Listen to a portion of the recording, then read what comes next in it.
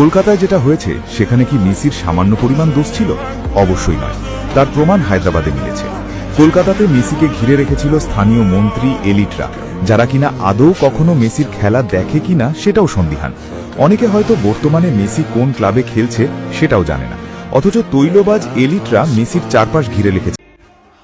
গত 2 দিন আগে আর্জেন্টিনা বিশ্বকাপ জয়ী লিওনেল মেসি এসেছিল কলকাতায় বিশৃঙ্খলার কারণে তাকে 2 মিনিটও মাঠে রাখা যায়নি। তার কারণ কিছু তৈলবাজ রাজনীতিবিদরা ঘিরে রেখেছিল মেসিকে, যার জন্য ভক্তরা লাখ টাকা দিয়েও টিকিট কিনে দেখতে পারে না।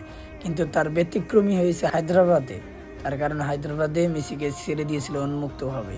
সে তাদের ভক্তদের মন জয় করে নিয়েছে এবং ফিফা বিশ্বকাপ যেই বলও ছুড়ে দিয়েছেন ভক্তদের মাঝে, এবং ভক্তরাও তাকে অসম্পূর্ণ ভালোবাসা দিয়েছেন।